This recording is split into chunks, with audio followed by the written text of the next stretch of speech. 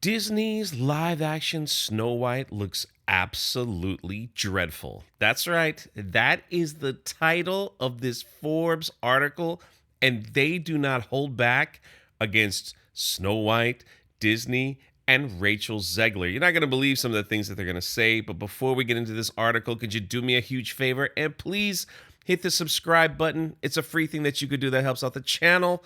And don't forget, Achromatic Chronicles, the book series, is available till the end of the month. Please check that out. You're going to love it. The links are in the pinned comment and in the top of the description.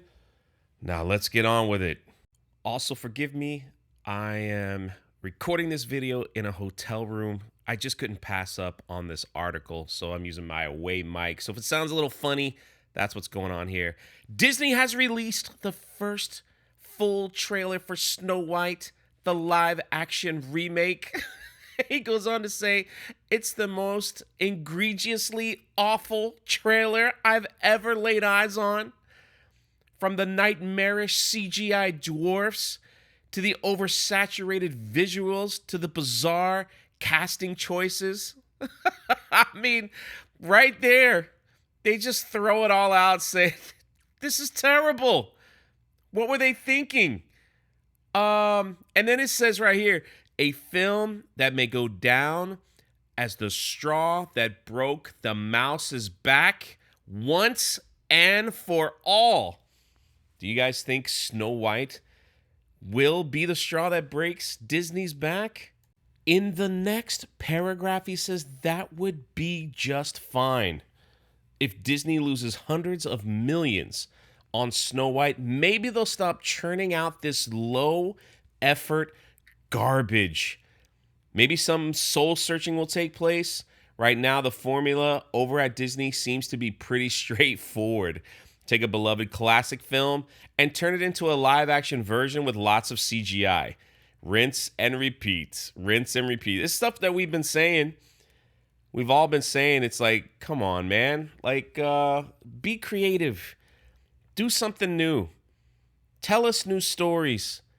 Bring back that Disney magic. Sadly, it's pretty much gone the way of the reboot, remake. That's where they're at. I guess it's a cheap option. Well, this movie ain't cheap. With all the CGI and the reshoots and everything, I can't wait to see the final number. But this movie was not cheap. It's going to have to do very, very well for them to even break even. Now, this is probably my favorite part of the article. He goes, okay, this is how Disney makes a remake. Recast the leads to fit DEI quotas. Spend absolutely no effort on a decent script.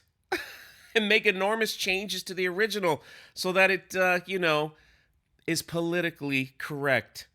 Send celebrity cast out on a press tour with a shovel to dig their own graves, which they will no doubt manage with flying colors. Release a subpar product that nobody likes as much as the original, despite the utterly forgettable new songs. And when it bombs at the box office, hide behind diverse casting, blaming haters and bigots, and not listen to legit criticism. That's how you explain the poor numbers. Haters and bigots. It's the haters and bigots. That's why we're not making any money here. All of you that don't like it, you're a hater and bigot. Everyone watching this video, everyone that's going to comment saying, yeah, I'm not looking forward to this film, you're a hater and a bigot. We've seen this playbook for years. Welcome to the party, Forbes. Welcome. Rinse and repeat. And in this paragraph of the article, they go after Rachel Zegler. It says Rachel Zegler is hardly white as snow. Worse, she's one of the most notorious tone-deaf Hollywood stars during her press tour for the film. Again, stuff that we've all been saying.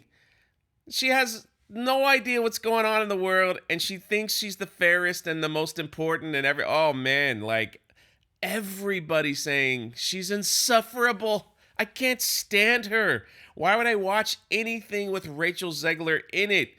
I mean, goodness. But again, welcome to the party. Goes on to say, yep, you could tell by the trailer, they've completely changed the film. just doing whatever they want.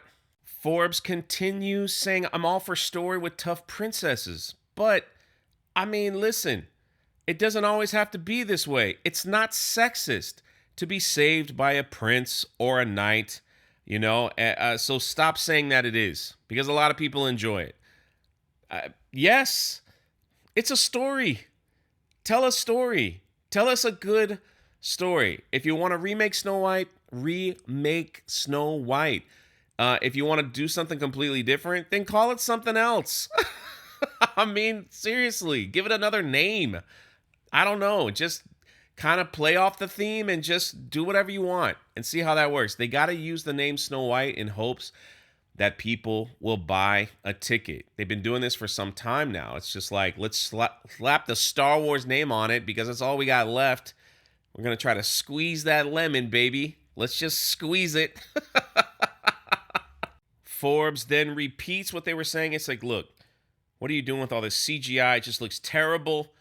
And the last sentence, it says, the movie comes out next March, and I do not have high hopes. Well, Forbes, welcome. A lot of us have been saying the same thing for a while now. We don't have high hopes for this film, but I guess we'll have to wait and see. Maybe Disney knows something that we don't know. Maybe there's some secret sauce. Maybe people are going to go to see Gal Gadot. I don't know. They want to see the evil queen. Maybe the evil queen wins, and they're not telling everybody. That would be the spin. But anyway, let me know your thoughts in the comments section below. What do you think of Forbes? just totally calling this thing garbage. Like, there wasn't a single sentence of positivity about Disney's Snow White and Rachel Zegler. Not a single sentence. They're just like, what is this? What is this? I'm sure they'll find somebody else that'll write another opinion piece that'll be like, no, this is the greatest thing ever. But man, the fact that they put this out there, that is telling. That is telling. Anyway, this is Jay. We will catch you next time.